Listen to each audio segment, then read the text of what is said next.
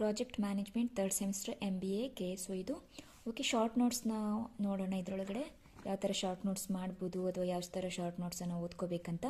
ನಾವಿದು 2010ಇಂದ 2022 ತನಕ question paper solve ಮಾಡಿದ್ವಿ. Even last ಅಕ್ಟೋಬರ್ದು ಕೂಡ ಇದರಲ್ಲಿ, ಅಕ್ಟೋಬರ್ ಈಗ ಲಾಸ್ಟ್ ವೀಕ್ ಆಗಿಂತ ಎಕ್ಸಾಮ್ ಕೂಡ ಇದರಲ್ಲಿ ಕವರ್ ಆಗಿದೆ, ರೈಟ್. ಸೊ ಇದರೊಳಗೆ ಏನಾಗಿರುತ್ತೆ ಅಂತಂದರೆ around 60 to 70% question paper solve ಮಾಡಿದ್ರೆ ಸಿಕ್ಬಿಡುತ್ತೆ. ಉಳಿದಿದ್ದನ್ನು ನಾವು ಎಕ್ಸ್ಟ್ರಾ ಸ್ಟಡಿ ಮಾಡಬೇಕಾಗತ್ತೆ. ಓಕೆ, ಸೊ ಇದರಲ್ಲಿ ಫಸ್ಟ್ ಆಫ್ ಆಲ್ ಇದನ್ನು ಕೇಳ್ಬೋದು, ಪ್ರಾಜೆಕ್ಟ್ ಮ್ಯಾನೇಜ್ಮೆಂಟ್ ಡೆಫಿನೇಷನ್ ಕೇಳ್ಬೋದು, ರೈಟ್. ಆಮೇಲೆ ಸ್ಕೋಪ್, ಆಬ್ಜೆಕ್ಟಿವ್ಸ್ ಏನು ಬೇಕಿದ್ರೂ ಕೇಳ್ಬೋದು. ಓಕೆ, ಸೊ ಇದು ಪೇಜ್ ನಂಬರ್ ಬಂದು 5.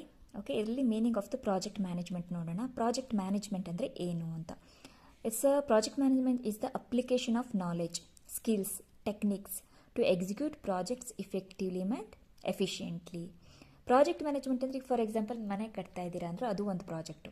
ಓಕೆ,